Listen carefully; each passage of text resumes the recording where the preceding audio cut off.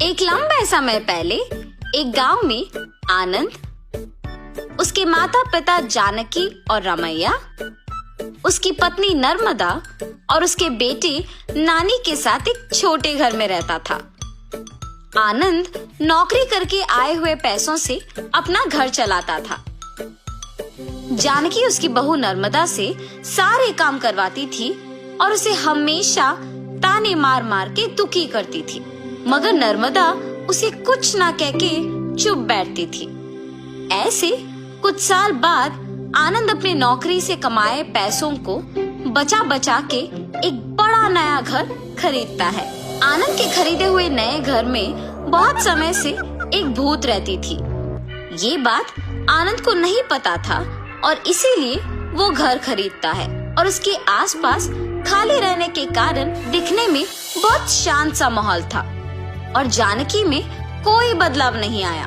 नए घर में जाने के पहले ही दिन नर्मदा की गलती के बिना ही उसे ताने मारती है। दुखी होकर नर्मदा बिना कुछ खाए और सोए अपने कमरे में जाकर रोती रहती है। तब उस घर में मौजूद भूत नर्मदा को रोते हुए देख उसके पास आती है। बगल में परछाई को देख नर्मदा तुरंत खड़े हो जाती है। तब वो भूत नर्मदा के सामने आके खड़े हो जाती है। उसके चेहरे पे घाव, खुले बाल देख के नर्मदा डर जाती है। बाप रे, भूत भूत! डरो मत, मैं तुम्हें कुछ नहीं करूंगी। तुम हमारे घर में क्यों आई हो? तुम लोग ही मेरे घर आए। ये तुम्हारा घर है? हाँ, ये मेरा घर है। इसी में मैं मर गई। मेरे मरने के बाद ही तुम लोग यहाँ आए। ऐसे कह के अचानक नर्मदा में घुस जाती है। हा हा हा! ऐसे हंसते हुए सो जाती है। सुबह उठ के जब जानकी देखती है कि सारा काम वैसे का वैसे ही रह गया, तब नर्मदा नर्मदा बहुत बार बुलाने के बावजूद जब वो नहीं आती है तो जानकी ही उसके पास जाती है। हाँ, तुम अब तक उठी नहीं? नर्मदा नर्मदा उठो! जानकी पास आके बुलाने पर नर्मदा जाग उठती है। उसकी आंखें बहुत लाल और डरावना दिखने के बावजूद जानकी उस पर ज्यादा ध्यान नहीं देती है। उठ गई? जाओ, जाके सारा काम करके चाय बना के लाओ। मेरे ही सामने जोर से बात करके मुझे काम करने के लिए कह रही हो? ये कह के उसका हाथ जोर से पकड़ लेती है। नहीं, तुम कुछ मत करो। आज से सारा काम मैं ही करूंगी, मुझे छोड़ दो। जाओ, जाके सारा काम करो। ठीक है, ठीक है। ऐसे कह के जल्दी से सारे काम खत्म करती है। ये क्या सच में मेरी बहू है? इसके मुंह से कभी एक लफ्ज भी नहीं निकला और आज ये मुझसे सारा काम करवा रही है। तुरंत ये सब मुझे अपने बेटे को बताना होगा। और ऐसे अपने बेटे को सब सच बताती है। तब वो कहता है, जितना भी गुस्सा क्यों ना हो, ऐसे तो नहीं कहते हैं माँ। आप अगर उससे अच्छे से पेश आएंगे तो वो भी अच्छा ही रहेगी। उसके बारे में क्या मुझे नहीं पता? उसके बेटे का ऐसे बात करने पर जानकी कुछ नहीं कहती है और अपनी बहू से डरने के कारण वो सारे काम खुद ही करती है। नर्मदा, नए घर खरीदने की खुशी में मैं अपने कुछ दोस्तों को घर बुला रहा हूँ। सारी चीजों का तुम्हें ही ध्यान रखना होगा। ऐसे बोल के चला जाता है। नर्मदा कुछ बात किए बिना खड़े रहती है। उसके बगल में खड़े जानकी के पास जाके वो कहती है, तुम्हारे बेटे की बातें सुनी है ना तुमने? सारी तैयारी तुम्हें ही करना होगा। ऐसे जोर से कहती है।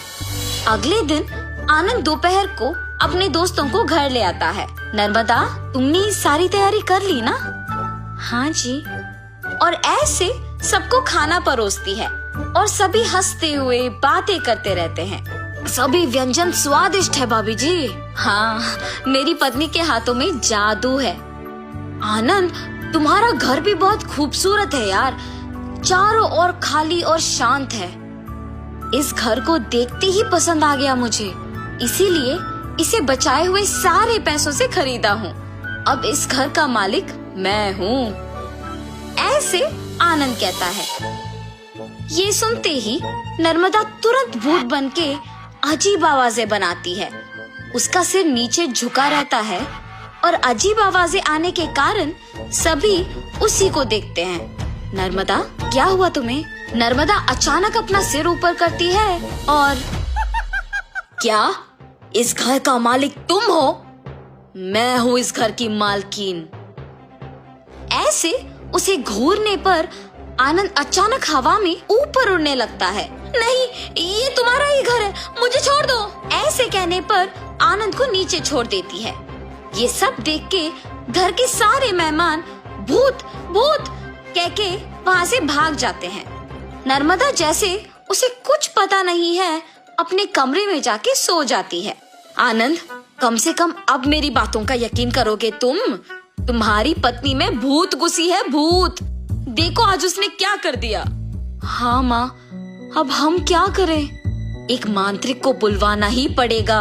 हाँ ठीक है माँ, कल उसी के पास जाएंगे।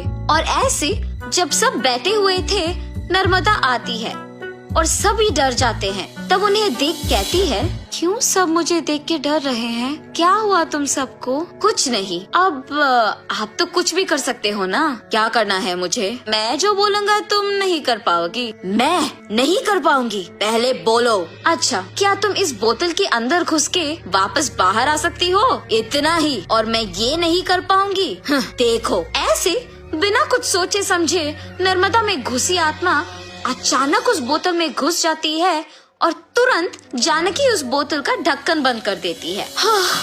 भूत को मैंने इस बोतल के अंदर बंद किया है, अब इसे गांव के अंत में फेंक के आना होगा। और ऐसे उस बोतल को गांव के एकदम अंत में फेंक के आ जाती है। तब से जानकी अपनी गलती सुधार के अपनी बहू को ताने मारना बंद कर देती है। भूत के चले जाने पर सभी उनके नए घर में खुशी से जीते हैं।